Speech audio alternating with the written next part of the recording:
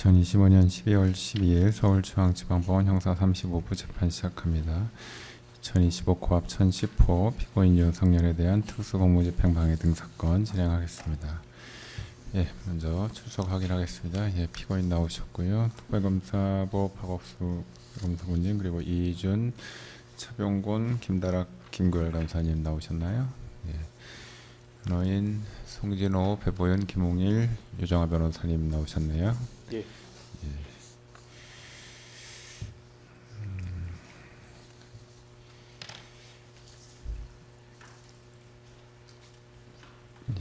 지난 기일에는 증인 김정환과 한덕수에 대한 증인 신문이 있었고요. 특별검사 측 추가 증거 신청이 있었고, 추가 증거 신청에 관한 변호인 측 의견을 제출해 주겠다고 하셨고,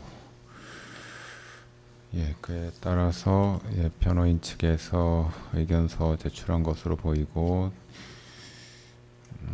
특별검사 측에서도 지난 기일에 추가로 더 신청하겠다고 하신 한덕수 증인 신문 녹취서 및 조서 등을 추가로 신청한 것으로 보입니다. 먼저 지난 기일 그 증거 신청에 관한 변호인의 의견이 있어서 이에 관해서 먼저 의견 진술하시겠습니까? 네, 유정아 변호사입니다. 본 변호인들은 특별검사가 제출한 입증계획서 중 타 재판에서 작성된 증인신문 조서를 본 사건의 입증 수단으로 활용하겠다는 부분에 대해서 피고인의 반대 신문권과 직접 심리주의 보장이라는 헌법적 원칙 차원에서 분명한 의견을 밝히고자 합니다. 헌법 제27조가 보장하는 공정한 재판을 받을 권리의 핵심은 피고인이 자신에게 불리한 진술에 대해서 직접 반대 신문할 수 있는 실질적인 기회를 갖는 데 있고, 형사소송법 역시 법관의 면전에서 이루어진 증언과 그에 대한 반대 신문을 증거 능력의 전제로 하고 있습니다.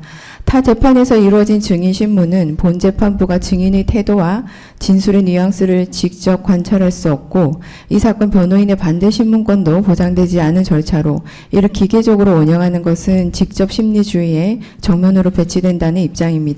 특히 공소사실제에 의한 국무위원 심의권 침해 여부는 국무회의가 실제로 어떻게 소집, 통보되었고 어떤 방식으로 진행됐으며 국무위원들이 실제로 심의할 기회를 가졌는지에 대한 구체적 사실 인정 없이는 판단할 수 없는 사안입니다. 이것은 서면이나 타 재판 신문 조서로 가름될 수 있는 문제가 아니라고 생각을 하고 있고, 본 재판에서 직접적인 증인신문이 반드시 필요하다는 입장입니다. 아울러 조성현이나 오상배 등의 진술 역시 기록상 중대한 불일치와 신빙성 문제를 내포하고 있습니다. 이들에 대한 직접 신문 없이는 진실 규명이 불가능하다는 그렇게 판단을 하고 있습니다. 특히 오상배의 경우는 통화 청취 가능성 자체가 그 경험칙에 반하는 부분이 존재해서 반대 신문을 통한 검증이 필수적입니다. 따라서 조속히 조성현, 오상배 등에 대한 증인신문일과 국무위원들에 대한 증인신문 일자를 순차적으로 지정해 주시면 성실하게 증인신문을 준비하고, 다만 저희는 이 사건과 관련해서 참고인들 대부분에 대한 증인신문이 필요하다는 입장이면서도 공판지는 상황에 따라서 논의를 충실히 진행을 해서 증거 동의할 부분에 대해서는 신속하게 증거 동의함으로써 이제 순차적으로 잘 정리해 나갈 수 있도록 협조를 하도록 하겠습니다. 이상입니다. 그리고 저희 문서 제출 명령 신청서 하나 제출하겠습니다.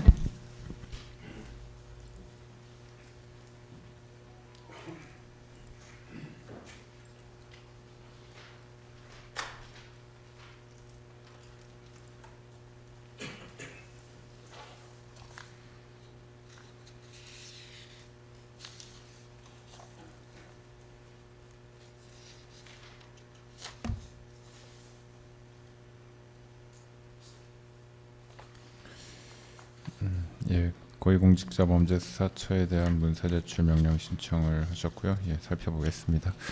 먼저 방금 변호인 진술한 의견에 관해서 특검 측 의견 진술하실 내용이 있습니까? 사실 저희가 의견서를 오늘 받아봤습니다. 그래서 내용을 좀 살펴보고 오후에 의견을 밝히도록 하겠습니다. 알겠습니다. 그럼 일단 절차 관련해서 다른 의견 없으시면 오늘 예정된 오전에 증인신문하기로 한 박상호 증인에 대한 신문 진행하겠습니다. 예, 박상우 씨, 예, 앞으로 나오십시오.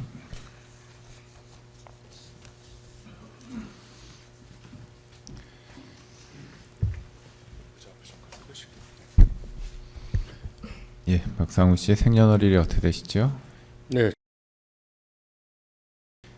예, 오늘 피고인 윤석열에 대한 특수공무집행방해 등 형사사건의 증인으로 출석하셨고 이제 선서하고 증언하시게 됩니다.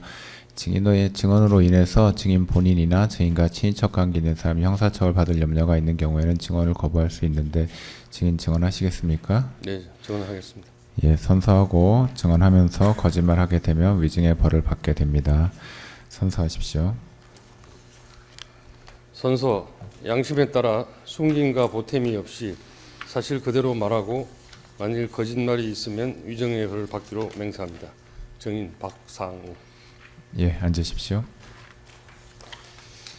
예, 증인 신문 내용은 녹음되므로 답변하실 때 마이크 가까이 대시고 크게 말씀하시기 바랍니다. 예, 신문 시작하겠습니다. 먼저 특검 측 주신문하십시오. 예, 제가 증인이라고 호칭을 하겠습니다. 수사 과정에서 진정 성립 위해서 기록 제시하겠습니다. 순번 533번 2024년 12월 21일자 진술 조서입니다. 증인 이 당시에 검찰에 출석해서 조사받으신 내용을 기재한 조서인데 당시 조사받으신 내용 확인하시고 서명 날인한 거 맞으시죠? 네, 맞습니다.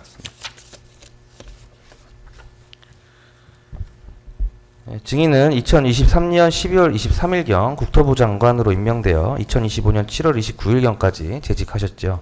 네, 증인은 국무위원으로서 매주 화요일 개최되는 국무회의에 참석하셨죠. 네, 뭐 특별한 일정이 없으면 빠짐없이 참석했습니다. 증인이 참석하지 않은 국무회의도 있었나요? 저 해외 출장 중이거나 했을 때는 아마 차관들이 대참했을 겁니다.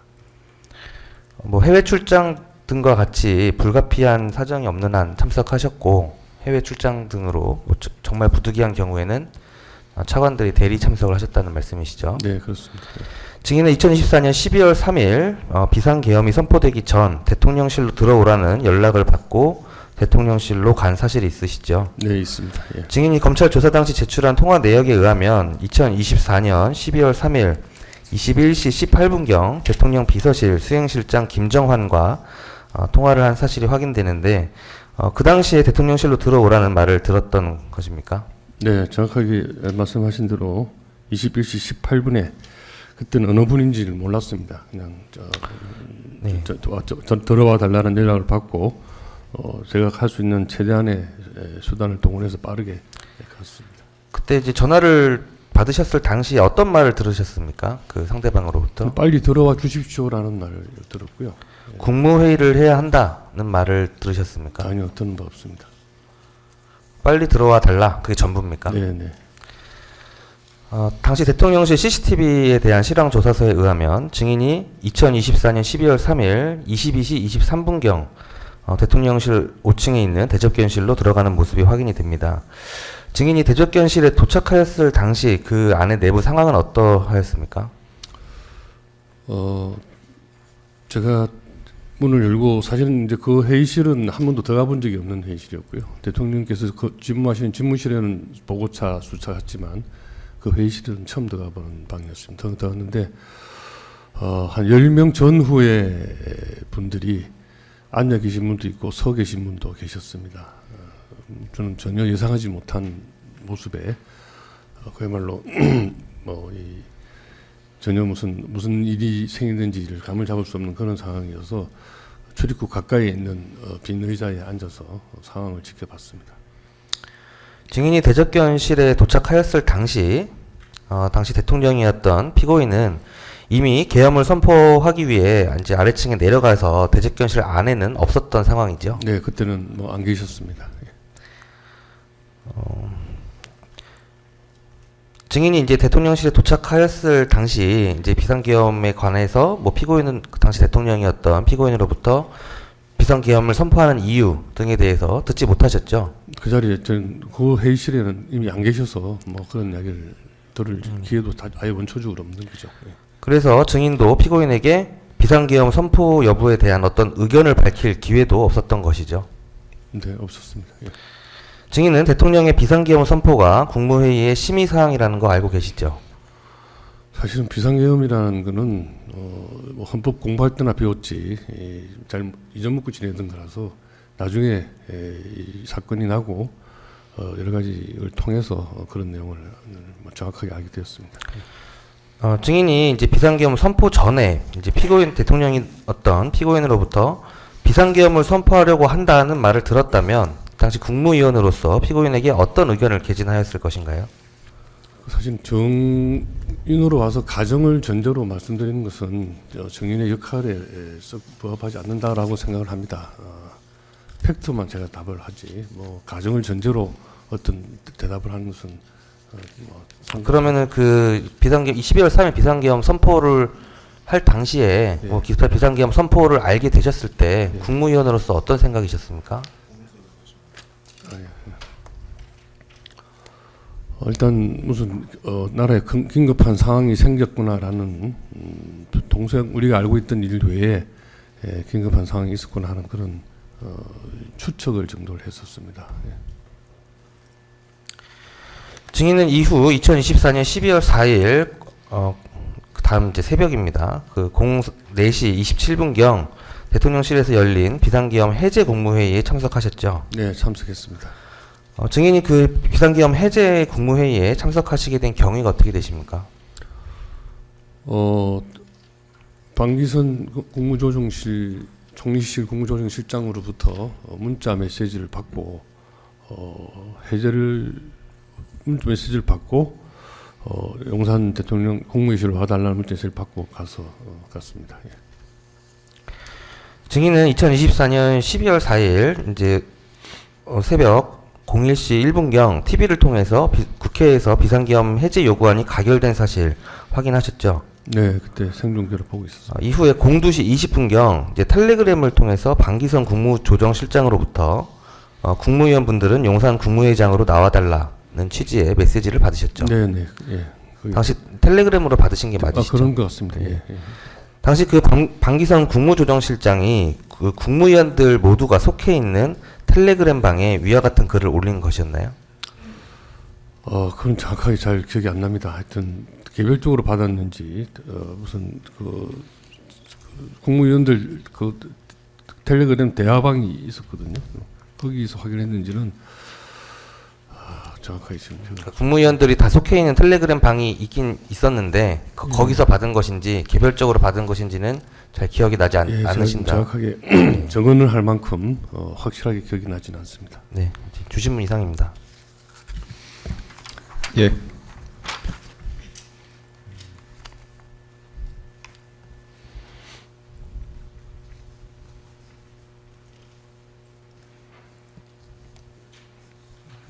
예, 변호인 반대 신문하십시오. 네, 유정을 변호사입니다. 헌법 제88조는 국무회의를 정부의 권한에 속하는 중요한 정책을 심의하는 기관으로 규정하고 있습니다. 증인은 국무위원으로서 국무회의가 최종적인 의사결정기관이 아니라 대통령의 결정을 보좌하는 심의기구에 해당한다는 점은 알고 계시죠? 네, 심의기구라고 알고 있습니다. 예. 증인께서는 국무위원으로 재직하시면서 그 여러 차례 국무회의에 참석하셨을 건데 국무회의에서 국무위원들 의견이 반드시 일치하지 않더라도 심의를 거친 다음에 대통령이 최종적으로 정책 방향을 결정을 정하는 그런 사례를 직접 경험하신 적이 있으신가요? 잘 기억이 나지 않습니다. 솔직히 국무회의에 올라오기 전에 통상적으로 차관회의 등에서 실질적인 의견이 조정이 되어서 올라오기 때문에 국무회의 석상에서 국무회의 안건을 놓고 장관들 국무위원 간에 왈구왈부했던 것은 제가 장관 재임 시절에는 기억이 안 납니다. 다만 그 외에 다른 사안들에 대해서 자유롭게 의견 개진을 하거나 하는 건 있었지만 심의 안건으로 올라온 것에 대해서는 그게 이제 구조적으로 시스템적으로 의견이 있는 것들은 차관회의에서 다 걸러지거나 보류해서 좀 더 토론을 하기 때문에 국무회의 석상에서 안건을 놓고 장관들이 안경부처 장관들이 의견을 이야기하고 하는 것은 제 경험에는 없습니다. 다만 다른 사안에 대해서는 자유롭게 의견도 이야기하고 듣고 한 적은 있습니다만은 안건에 대해서는 그렇다는 말씀드리겠습니다. 그럼 국무회의에서 국무위원들의 그러한 그 심의권은 굉장히 형식적으로 운영이 되었네요? 제가 드린 말씀으로 답을 가름하겠습니다. 예, 안건을 놓고 갑론을박하고 적어도 안건 번호 몇 번 이렇게 의원 번호가 붙은 안건을 놓고 국무위원들이 토론한 적은 제 기억에는 없습니다. 네, 없으신 거죠? 예. 국무회의 심의 결과는 법적 구속력이 없고 대통령은 심의를 참고하는 것이 맞지요. 네, 그렇게 알고 있습니다. 예. 증인은 2024년 12월 3일 21시 18분경 이후 대통령실로 오라는 연락을 받았다고 하셨는데 맞나요? 21시 18분인가 뭐 그때 예, 정확하게. 증인은 대통령실에 일찍 도착하지 못했고 늦게 도착하셨죠? 예, 제가 거주지 집이 이 군포시 산본입니다. 거기서 뭐 그때 이미 퇴근한 상태라서 업무차는 돌려보냈고요. 그래서 택시를 타고 가느라고 좀 늦게 도착을 했습니다. 그러면 그날 증인이 늦게 도착한 사유는 대통령이 의도적으로 증인을 배제한 것이 아니라 단순히 교통 또는 개인 사정 때문인 것으로 보이는데 어떤가요? 뭐 연락은 여러 장관들에게 동시에 하셨을 것 같고, 저는 이제 멀리 있었기 때문에 저로서는 최선을 다해서 갔지만 이미 말씀드린 대로 집에 자택 부근에 와 있어서 수행비서하고 차량을 대기시킬 필요가 없었던 상황입니다. 그래서 각각 기관을 지켰고 그런 상태에서 택시를 잡아 타고 가느라고 시간이 좀 걸렸습니다. 예. 증인이 도착했을 때 한덕수 국무총리, 최상목, 이상민, 박성재, 조규홍, 송미령, 오영주 장관 등 다수 국무위원들이 이미 회의장 안에 있었죠. 기억나세요? 아까 제가 말씀드린 10분 전후에 분들이 계셨는데 정확하게 어느 분들이 계셨는지는 그 도착 직후에는 알 수 못했고요. 제가 얼굴 본 분은 한덕수 총리님하고 최상목 부총리는 앉자마자 확인을 했고 그 외에 청와대의 정책실장님도 계셨던, 용산에 대통령실 정책실장님도 계셨던 것 같고, 제 옆에 조규홍 장관, 복지부 장관이 앉아 있었고, 제가 조규홍 장관 옆자리에 앉았던 그런 정도 기억이 나지, 제가 아까 말씀드린 문가에 앉아서 안쪽에 어느 분이 계시는지는 제가 정확하게 잘 모르겠습니다. 예. 그 용산 참모진으로 정진석 비서실장이나 성태윤 정책실장, 신원식, 박춘섭 이런 분이 있었던 것도 기억나시나요? 박춘석 경제수석과 정책실장, 성태영 정책실장은 제가 정확하게 기억을 합니다. 기억을 하는데 다른 분들은 잘 모르겠습니다. 예. 당시 박성재 장관이 증인에게 장관님 오시기 전에 30분 정도 걸렸다라고 말했다고 수사기관에서 진술을 하셨는데 이것은 증인이 도착하기 전에 30분 정도 국무위원들과 대통령 사이에 어떤 논의가 있었음을 의미하는 그런 말이 아니었던가요? 그 뜻은 정확하게 제가 모르겠고요. 어쨌든 그 30분 정도 걸렸다는 이야기는 마치고 나서 다 상황이 끝나고 나서 이제 돌아가는 길에 박성재 장관 차를 제가 타고 용산 그 대통령실 경외까지 오는데 박성재 장관을 타고, 왜냐하면 제가 택시를 타고 왔기 때문에 박성재 장관 차를 타고 경외로 나오는 그 짧은 기간에 박성재 장관이 저에게 내가 오기 전에 한 30분 정도 뭐 장관들끼리 이야기를 했다, 뭐 이런 논의 과정이 있었다, 이런 뉘앙스로 이야기를 한 것 같습니다. 증인은 도착했을 당시에 국무위원들이 논의하던 그 장소에 인쇄물이 배포되어 있었던 걸 목격하셨지요?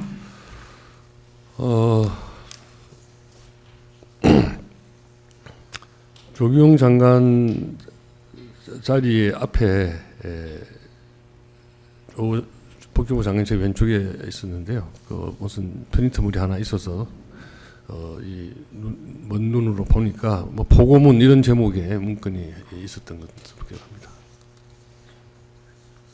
혹시 선포문 아니었나요? 예? 선포문 아니었나요? 포고문이었나요? 선포문이 포고문이 그건 정확하게 그 네. 단어는 제가 모르겠지만 어쨌든 그 내용이 그런 내용의 내용이 담긴 한 장짜리 인쇄물이 조규홍 장관 앞자리에 놓여 있었습니다. 추가 질문하겠습니다. 혹시 증인은 들어올 때 보안 손님으로 들어오셨죠? 기억나시나요? 보안 손님, 조용히 들어오라고 이렇게 말을 듣지 않으셨나요? 전화를 받으셨을 때. 아니요, 조용이라는 단어는 없었고요. 그냥 네네.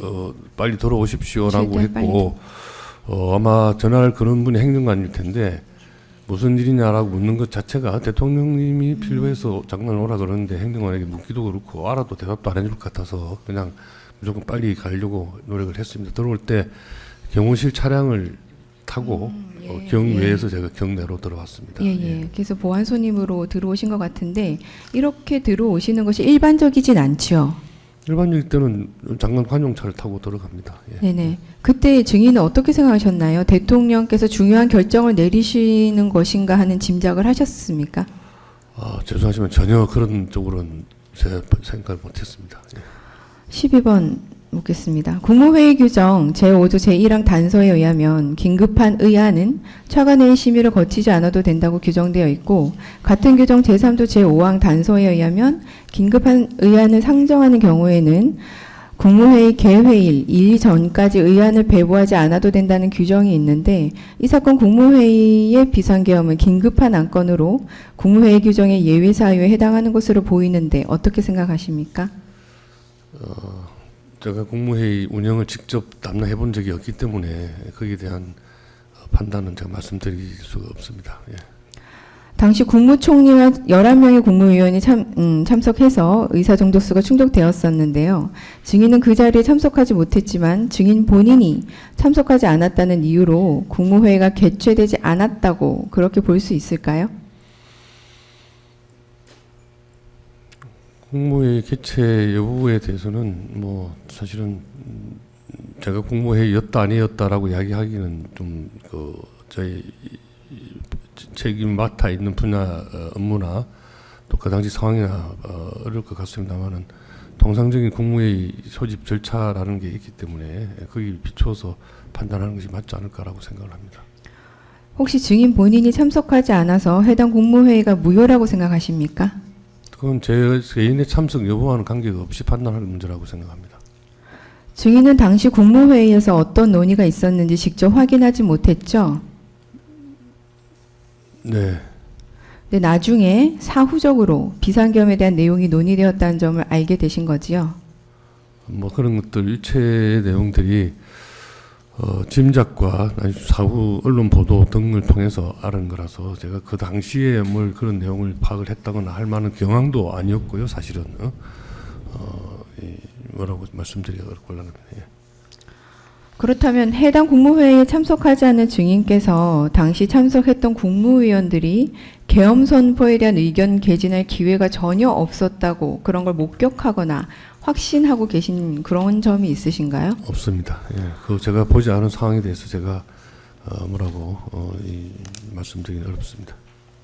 국무회의 자체가 형식적으로 한 뭐 5분 정도만 진행되었다고 지금 특검에서는 주장하고 계신데 사실상 실질적인 그 논의 시작으로부터 계엄 선포에 이르기까지 실제로 각 위원들이 속속 도착 시간에 따라서 30분 내지 2시간에 이르는 국무위원들 논의까지 진행이 되었었습니다. 그런 것이 단순히 형식적인 5분이라는 그런 형식적인 시간만으로 전혀 논의 자체가 무효화된다거나 전혀 논의가 없다고 평가할 수 있는 건 아니지 않나요? 어떻게 생각하세요?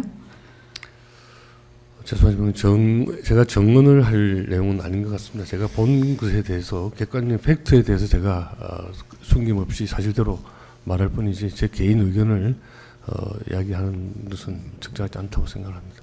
변호인 이 신문 사항을 보니까 뭐 증인의 뭐 법률적인 부분에 관한 의견을 묻는 내용들이 좀 많은 것 같은데 그런 부분들은 좀 제외하고 증인이 네, 경험한 알겠습니다. 사실 위주로 신문해 주시기 바랍니다. 네네. 증인은 계엄 당시 국회에서 주요 법안들을 민주당 단독으로 처리하고 다수의 고위공직자에 대한 줄탄핵이 진행되어서 대통령실뿐만 아니라 각 부처 장관으로서 정치적 위기 상황이었다는 점에 대해서는 알고 계시죠? 네, 몸소 겪고 있었습니다. 예. 19번 넘어가겠습니다. 혹시 증인께서는 계엄법 제2조 제5항 그 대통령이 계엄을 선포하거나 변경하고자 할 때 국무회의 심의를 거치도록 규정하고 있는데 혹시 증인은 국무회의 심의 요건에 대해서 알고 계시나요?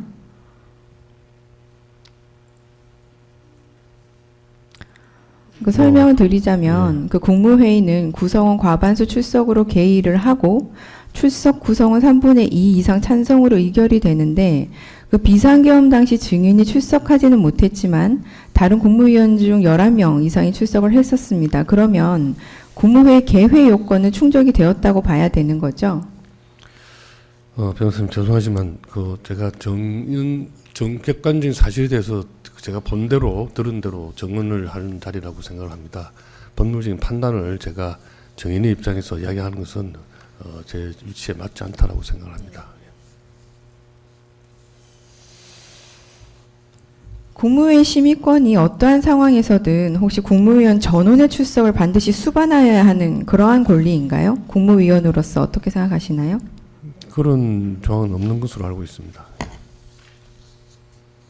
대한민국 국무회의에서 국무위원들이 심의를 거쳐서 국무위원들이 반대를 했음에도 대통령이 정책적 결정을 하였다면 국무위원들이 그에 따른 형사적 책임까지 지는 것이 맞나요? 어떻게 생각하십니까?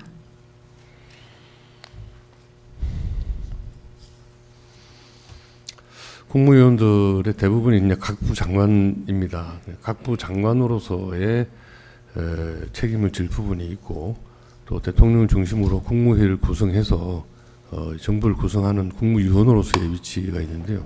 각부 장관으로서 각 부처의 소관 업무에 대한 일은 반드시 책임을 져야 되지만 이 진짜 합의체 심의기구에서 논의된 사항에 대해서는 사실은 개별 국무위원들에게까지 형사적 책임이 있느냐 하는 것에 대해서는 저는 개인적으로는 그렇지 않다라고 생각을 합니다. 비상계엄은 국가원수의 비상대권인데 국무회의에서 반대 의견이 제시되더라도 대통령이 최종 결정할 수 있는 것이 법적인 구성요건으로 보입니다. 어떻게 생각하십니까? 법률 해석을 하면 나올 수 있는 결론이라고 생각합니다. 예. 국무회의가 자문기구라면 참석자의 반대가 있더라도 대통령은 결정을 할 수 있는 구조라는 점은 인정하시죠? 네, 심의를 받는다라고 되어 있기 때문에 심의라는 것이 반드시 의결이라고 보통 관행적으로 행정부 내에서 심의나 협의하고 의결하고 합의하고를 구분해서 행정을 합니다. 그래서 심의라고 하는 것은 온 더 테이블 했다는 것 자체로 요건을 충족하는 것으로 생각을 합니다. 증인은 2014년 12월 4일 새벽 계엄 해제를 위한 국무회의에 참석하셨지요. 네. 증인은 본인이 출석하기 전에 성급하게 계엄을 선포했다라고 하면서 계엄 해제를 위한 국무회의에 참석하셔가지고 이 부분에 대해 항의를 하거나 계엄 선포 당시 증인의 심의권이 침해된 거 아니냐 이런 의견 개진한 적이 있으십니까? 없습니다. 본인이 불출석한 상태에서 대통령이 비상계엄 선포를 했고 심의권이 침해됐다고 판단을 했다면 계엄 해제를 위한 국무회의를 기회로 그 당시 심의권 침해되었다고 대통령이나 국무총리에게 충분히 항의를 할 수 있었을 것 같은데 어떻게 생각하세요? 깊이 생각해보지 않았습니다. 예. 증인은 국토부 장관으로서 계엄 선포와 직접적인 관련이 있는 소관 업무를 담당하고 있었습니까? 직접 관련 업무는 없습니다. 증인이 국무위원으로 재직하는 동안 긴급하게 국무회의가 소집된 경우가 있나요? 혹시 기억나는 사례가 있으신가요? 제 기억에는 긴급 국무회의는 없었던 것으로 제가 기억을 하는데요. 이거는 뭐 확인을 해보면 나올 수 있는 상황이라고 생각합니다. 제 기억에는 없습니다. 예. 이전 국무회의 개최 시에 국무회의 개최 통보를 받고도 다른 일정이나 거리 문제로 참석하지 못한 위원들이 있었던 경우가 있었죠. 네, 아까 말씀대로 해외 출장이거나 또는 뭐 다른 행사가 지방에 있거나 등등에 있을 경우에는 34번 묻겠습니다. 마지막으로 증인께서는 국무회의가 국무위원 개인의 권리를 보장하기 위한 그러한 장이 아니라 대통령의 정책 결정을 집단적으로 보좌하는 헌법상 심의기구라는 점에 동의하시는 것이 맞죠? 네, 심의를 받도록 되어 있기 때문에 심의기구라고 생각을 합니다. 계엄 당일 회의는 국가적 위기 상황에서 정족수를 충족해서 긴급하게 소집된 회의였고 실질적인 논의가 오간 정황이 있는데 단지 증인을 비롯한 몇몇 국무위원들의 불참만으로 회의 전체가 무효가 된다고 보진 않으시죠? 국무회의가 유효하게 성립하느냐 아니냐 하는 것은 뭐 별도로 판단하실 거라고 생각을 합니다. 다만 저 개인의 불참이 그 성립 여부에 큰 영향을 미친다고는 생각하지 않습니다. 헌법이 대통령에게 부여한 국가안전보장의 최종 책임자로서의 권한, 그 결단이 국무회의 심의와 병행이 된 상황이었다면 그 자체로 대통령 행위가 불법이라고 보긴 어렵지 않습니까? 어떻게 생각하세요? 대통령의 권한을 어떻게 판단하느냐는 것은 헌법적으로 여러 가지 판단해봐야 될 사항으로 생각합니다. 예. 혹시 국가재난 시에 긴급 국무회의가 없었나요? 재난 상황에서 뭐 포항에 제가 장관으로 재직하기 전입니다만 포항에 지진이 났을 때라든지 뭐 또 이번에 또 작년 봄에 산불이 났을 때라든지 이럴 때 중앙재해대책본부라는 별도 기구가 있어서 거기서 아마 그런 사안들을 다룹니다. 국무회의까지 했는지는 제가 기억으로는 정확하게 없습니다. 또 일반적으로는 그런 재난 시에는 중앙재해대책본 중대본이라고 하는 그 총리가 위원장이신 중앙재해대책본부에서 처리를 했던 것 같습니다. 네, 이상입니다. 추가적으로 좀 네. 예, 송전호 변호사입니다. 네. 예, 아까 반대 신문에서 답변하시기를 공식적인 안건으로 올라온 안건에 대해서는 국무위원들이 추가적으로 의견을 내거나 어떤 의견을 개진하는 경우는 최소한 증인이 국무회의 참석했을 때는 없었다고 이렇게 증언을 하셨는데 맞습니까? 제 말씀을 정확히 다시 정리하면 안건 번호를 달고 안건으로 올라온 사항들은 사실은 차관회의에서 다 정리가 돼서 올라오기 때문에 장관들이 거기 가지고 크게 논의를 하거나 논의를 한 적은 없었던 것 같고요. 그 외에 자유롭게 무슨 뭐 정책 방향에 대해 논의한다든지 각부 장관 중에서 보고를 하는 사람이 있거나 혹은 대통령께서 화두를 던지시면 그런 거는 자유롭게 토론을 했었다고 생각합니다. 예. 통상 증인이 국무회의에 참석을 했을 때 보통 안건을 평균적으로 몇 건이나 국무회의에서 처리를 하셨습니까? 그건 이제 평균의 의미가 별로 없고요. 그에 따라서 법률 공판 같은 게 있으면 굉장히 많습니다. 많고 뭐 그렇게 평균 몇 건 이렇게 이야기하기는 별 의미가 없는 수라고 생각합니다. 그럼 많을 때는 몇 건이고 적을 때는 몇 건입니까? 정확하게 기억을 못하겠습니다. 많을 때는 뭐 법률 공판 같은 건 몇십 건이 한꺼번에 올라오기도 하기 때문에 예. 그 숫자가 크게 의미가 있지는 않다고 생각합니다. 통상 그 올라온 안건을 하나를 처리하는데 소요되는 시간은 어느 정도 걸립니까? 그렇게 많이 걸리지 않습니다. 예. 그냥 올라오고 바로 통과시키고 하지 않습니까? 대부분의 경우는 정리가 돼서 올라오기 때문에 예. 주무장관이 제안 설명하고 설명이 끝나면 다른 의견이 없으면 그냥 통과되는 것으로 그렇게 처리를 합니다. 그러면 차관 수준에서 조정을 거쳐서 올라온다고 하셨는데요. 그러면 장관의 의견이 개진되는 경우는 어떤 단계에서 개진이 됩니까? 이제 차관들이 협의할 때 자기들끼리 협의할 때 장관한테 와서 보고를 하고 방침을 받습니다. 예. 이거는 A부하고 저희 국토부하고 의견이 있는데 양보를 할까요? 끝까지 고수를 할까요? 뭐 타협을 할까요? 이렇게 묻습니다. 그러면 장관이 이제 차관하고 또 다른 간부들하고 상의를 해서 지침을 주죠. 지침을 주면 거기에 따라서 부처 간의 협의가 이루어지고 그런 프로세스로 의견이 정리가 되어서 국무회의에 상정되는 것으로 그런 것이 아마 저희 부뿐만 아니고 모든 부처의 일반적인 상례가 아닐까 생각합니다. 이 사건은 안건이 비상계엄이었는데 만약에 비상계엄이 이와 같이 통상적인 방법으로 국무회의에 회부가 됐다면 그 전에 차관들의 어떤 안건 심의가 있었을 것이고 그 내용에 대해서 장관에게 보고를 했을 것이고 그 모든 과정에서 비상계엄에 대한 그런 내용들이 다 외부로 드러날 가능성이 충분히 있었겠다고 보여지는데 어떻습니까? 만약에 비상계엄이 안건으로 올라간다면 절대로 차관회의 가지 않았을 겁니다. 예, 이상. 예, 특검 측 예. 정도 여쭤보겠습니다. 네. 예, 장관님, 그 2항 8항하고 17항하고 관련된다. 조금 전에 말씀하신 부분이긴 합니다. 근데 그 나오실 때 회의 나오실 때 그 박성재 장관님 차를 타고 네, 나오셨다고 예, 했고 예. 그때 박성재 장관님께서 30분 정도씩 그 사이에 논의가 좀 있었다 네. 말씀 들었다 하셨지 예, 않습니까? 예. 그랬을 때 그러면 뭔가 피드백으로 장관님께서도 뭐 어떤 내용이 했는지 뭐 약간 대화가 있었을 것 같은데 어떻습니까?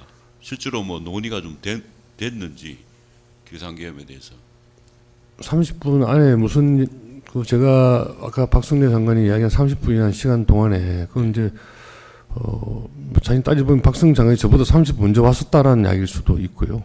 그동안에 제가 볼 때까지 무슨 이야기가 있었냐라고 미주알 고주알 물어보고 할 상황도 아니었고요. 사실은 우리 그 상황을 짐작을 해보시면 저나 박성재 장관이나 사실은 과묵한 경상도 사람들입니다. 그래서 이 미주알 고주알 무슨 일이 있었다고 이렇게 이야기하는 스타일이 아니라서 30분 정도 시간이 걸렸다는 거로 서로 이심전심으로 많은 이야기들이 있었겠구나라는 정도만 짐작을 했지 무슨 이야기가 있었냐고 제가 물어보지도 않았고요. 예, 뭐 그런 정도였습니다. 예.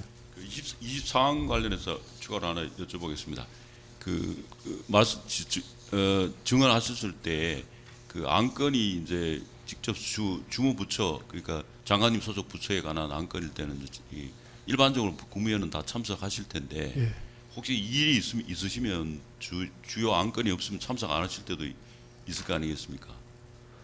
그럴 때 가령 장관님께서 무슨 출장이나 그 상황이 있어서 해외 출장이나 국내 다른 긴급한 용무가 있어서 참석 못 하실 때는 차관을 통상 참석하게 하십니까? 그렇습니다. 국무위원 장관의 그 동선 그 결정 우선순위 1번은 대통령 행사에 참석하는 것이 제일 우선순위입니다. 그건 뭐 국무회의가 되든 대통령 주재로 뭐 했던 뭐 민생 토론회가 되든 안 그러면 무슨 뭐 다른 이 현안 회의가 되든 대통령 행사 참석이 제일 1번 사항이고요. 물리적으로 불가능할 때 해외 출장이나 지방 일정이 있거나 뭐 또는 뭐 다른 기타 등등의 물리적으로 불가능할 경우에는 차관들이 대참을 하죠. 근데 이 안건의 이 상황의 경우에는 그 계엄 선포에 관한 안건인데 예. 이건 차관이 대신 참석할 수 있는 상황이라고 생각이 되십니까? 절대로 그렇지 않습니다. 만약에 정상적으로 안건이 올라왔고 뭐 시간이 있었다면 어느 장관이 그걸 차관을 대참시키겠습니까? 예. 제가 한 가지만 물어보겠습니다. 김홍일 변호사입니다. 예.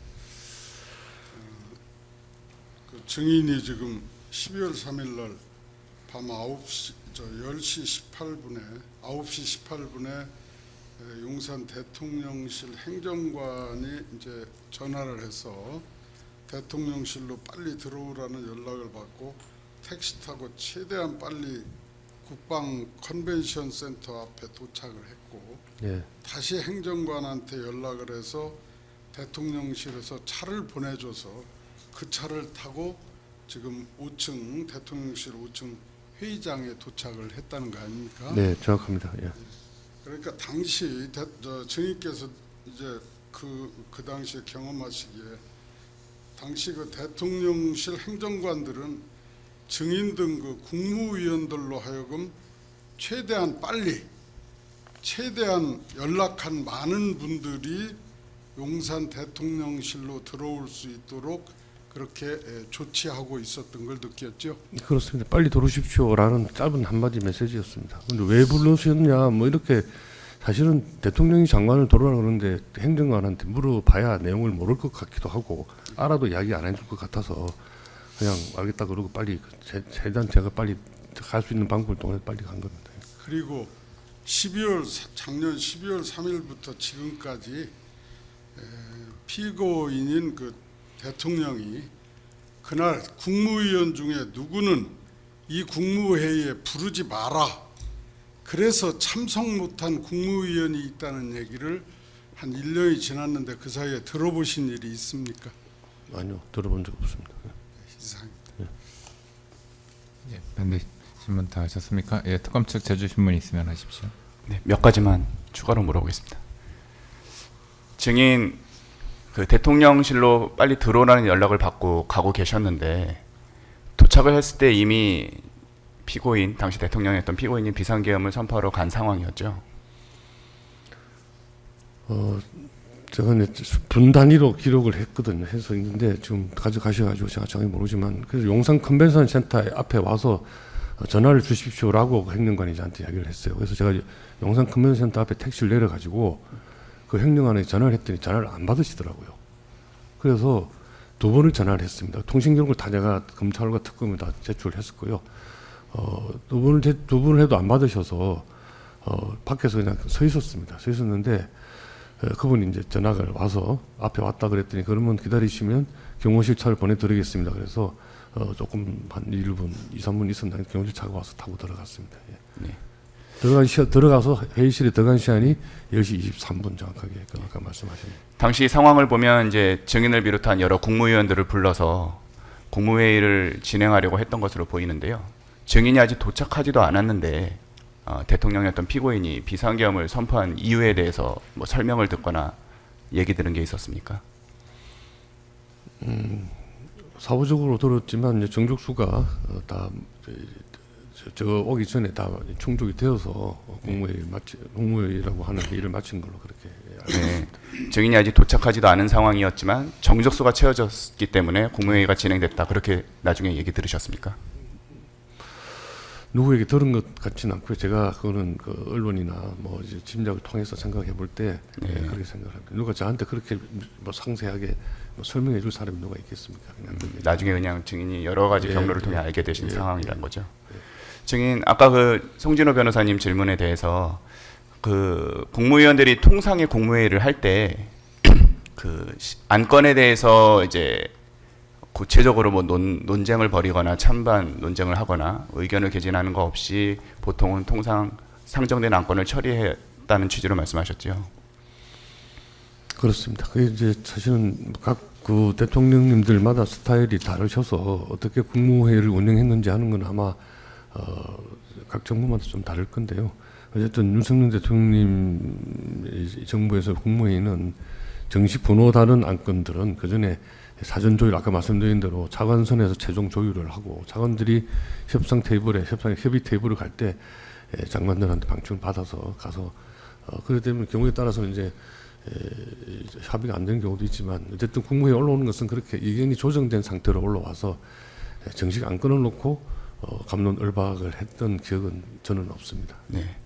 그래서 국무위원들이 국무회의에서 어떤 안건을 심의한다고 할 때 증인님 말씀하신 것처럼 이미 사전에 관련 부처 간의 여러 가지 의견 조율이나 필요한 어떤 의견 교환 아니면은 논의를 충분히 하고 그렇기 때문에 국무위원이 해당 국무회의에서는 안건에 대해서 어떤 결정 행위만 하면 되는 그런 상황이지 않습니까? 네, 보통 국무회의 안건 올라오는 것이 이제 제일 중요한 것이 법률안이고요. 법률안 그다음에 이제 시행령안 또 뭐 예산안 뭐 이런 것들인데 그 과정에 사실은 법률이라는 거는 만들 때 입법 예고부터 해가지고 뭐 의견 청취 무슨 뭐 공청회 이런 것들 절차를 다 거치기 때문에 굳이 마지막 단계인 장관들 회의에 와서 또 뭐 갑론을박할 이유가 없습니다. 사실 그렇게 되면 그 프로세스가 망가진 것이죠.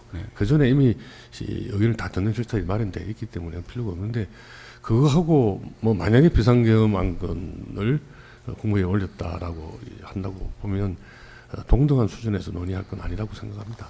일반적인 국민들에게 세율을 어떻게 하느냐, 토지 이용 규제를 어떻게 하느냐 하는 법안과 비상계엄에 관한 안건은 프로세스가 다를 것으로 생각합니다. 네.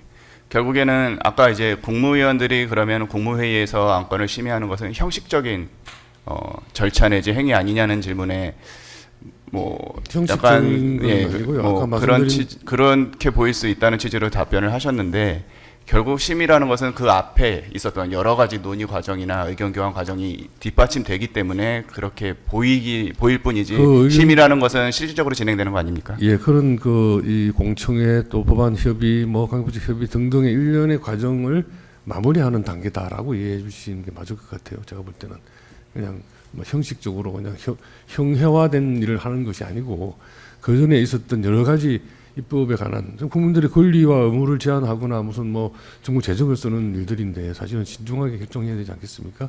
그 일련의 과정이 국무회의 심의라는 것을 통해서 마무리되는 것이다. 이렇게 저는 생각을 합니다. 네, 이상입니다. 예, 변호인 측 추가로 하나만 더 하겠습니다. 예, 특검 측 하나 더 물어보십시오. 그 통상 그 증인이 장관으로 재직하셨을 때 차관 회의를 거치지 않은 안건을 국무회의에서 심의한 적이 있었습니까?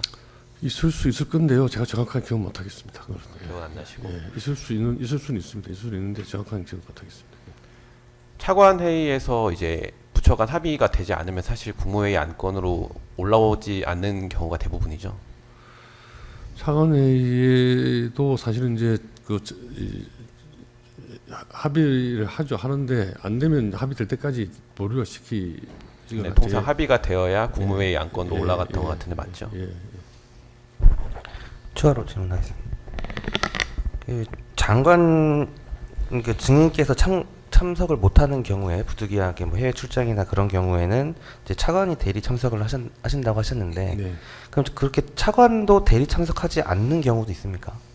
없습니다. 없는 모든 국무회의에 저희 같은 경우는 예. 없었던 건데. 예, 저희 국토부 뭐 장관으로서 증인이 직접 차관이 가시거나 저희 분은 차관 1, 2차관 또 차관급 이 광역교통위원장이기 때문에 누구든지 참석할 수 있는 뭐 그런 경우에 참석합니다. 그럼 비상계엄이 대통령이 비상계엄을 선포하려고 한다라는 그 계획을 가지고 국무회의 심의를 해야 된다고 생각을 하셨다면 그 국토부 장관이자 국무위원으로서 증인도 심의에 심의가 그게 뭐 심의든 뭐 의결이든 어쨌든 증인이 그 국무회의의 그 구성원으로서 심의 과정에 참여를 해야 된다고 생각을 하지 않으시나요?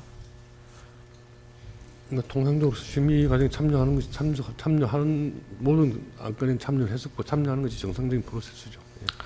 그 비상계엄 선포 이후에 증인 그 서울에 있는 국토부 사무실로 와서 간부회의 소집하셨죠?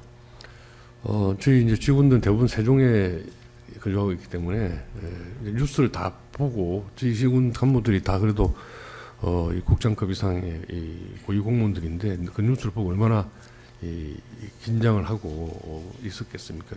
그래서 이 실국장 회의라고 이제 저희 최고 이제 저희 부에서는 제일 그 고위급 그 회의를 화상으로 소집을 해서 이 사태 돌아가는 회의 주시를 하고 함부로 경거망동하지 말고 하여튼 조심하게 잘 대기하고 있어라. 막 그런 지시를 제가 내린 바가 있습니다. 예. 그 검찰 조사 과정에서 말씀하신 내용을 보면 버스 회사 등에 연락해서 내일 교통망 정상적으로 유지되도록 해라라는 지시를 했다라고 말씀하셨는데 맞습니까? 예, 그런 지시를 했는데요. 실장이 사실은 그 교통실장한테 지시를 했는데 무슨 뜻이었냐면 이 계엄이 어찌되든 계엄이라는 게 큰 일이 생겼기 때문에 국민들의 일상은 어쨌든 지켜야 되겠다는 생각이고 일상 중에 제일 중요한 것이 이제 아침에 출근하는 것이라고 생각을 했습니다. 지하철은 공공기관이 운영을 하기 때문에 정상적으로 운영이 될 터인데 시내버스는 민간 회사가 하는 거라서 만약에 버스가 정상적으로 운영을 안 하거나 하면 일반 국민들이 해서 출근을 못 하거나 학교 등교를 못 하는 일이 생기지 않겠습니까?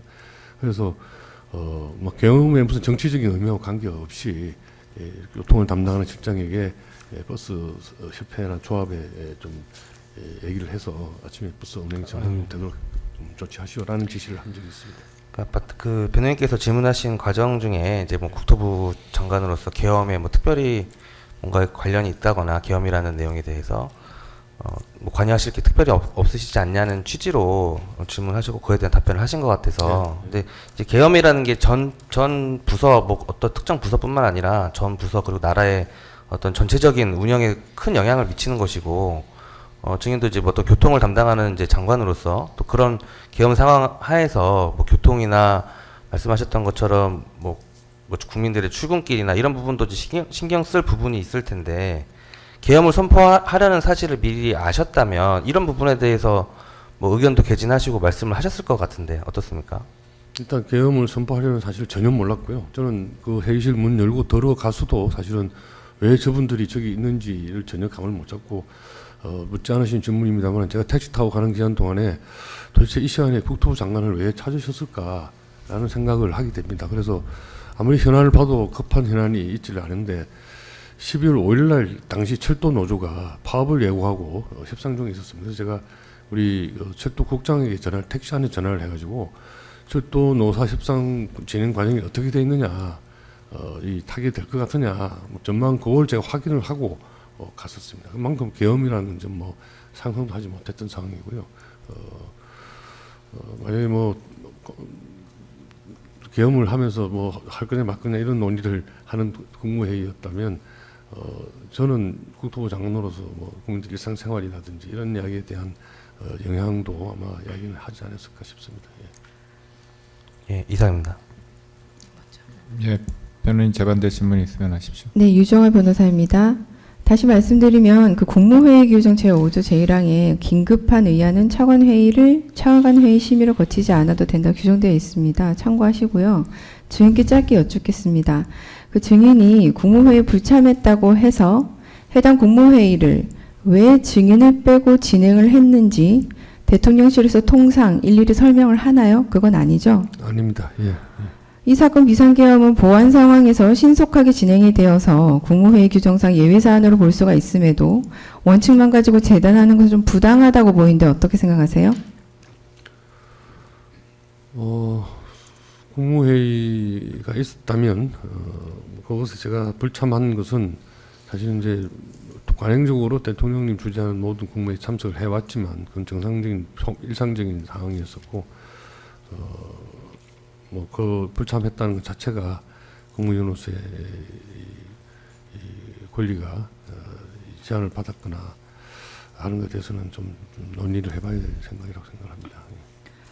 그리고 마지막으로 대개 타 부처의 일에 대해서는 별 의견을 내지 않지만 몇 개 부처들에 걸쳐져 있는 안건들에 대해서는 주무부처 이외에 다른 국무위원들이 의견을 내는 경우가 있었지요.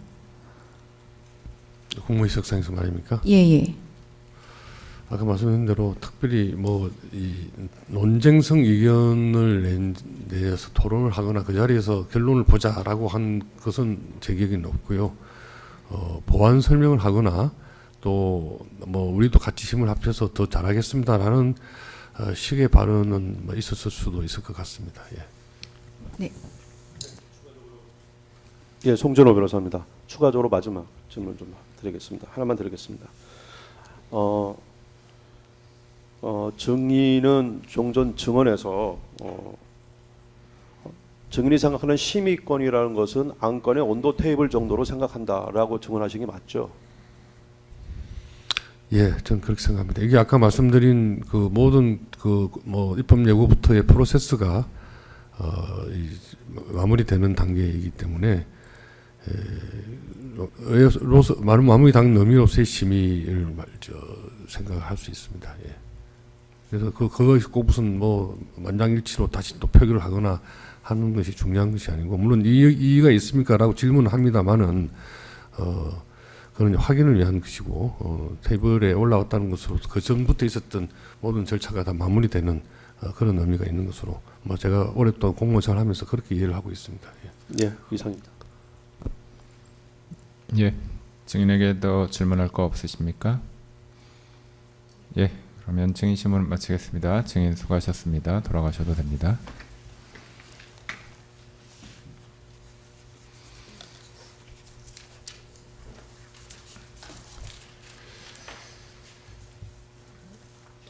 예. 증인 신문 전에 변호인께서 의견 진술하셨던 그 특검의 입증 계획과 관련해서 뭐 특검 측에서 일단 검토하고 오후에 의견 주신다고 하셨고 그것 말고 제가 요청드릴 것은 그 변호인께서 지금 증거 의견을 주신 게 그 11월 21일까지 해서 증거 순번 646번까지에 관해서 의견을 주셨고 그 이후에는 아직 증거 순번 별로 그 개개 항목에 관해서 구체적인 의견은 주시진 않으셨거든요. 예, 그 부분에 관해서도 조속히 정리해서 의견 제출해 주시기 바라고요. 또 그 이후에도 이제 특검에서 추가 증거를 신청한 부분들이 있습니다. 1047번 이후 그리고 12월 2일자로 해서 1108번 그리고 12월 11일자로 해서 1110번까지 제출하셨는데 그 부분에 관해서도 증거 의견을 주시기 바랍니다. 예, 그러면 다음 증인은 오후 1시 30분에 신문하기로 좀 소환을 했기 때문에요. 예, 오전 재판은 여기까지 하고 오후 1시 30분에 다시 개정하겠습니다.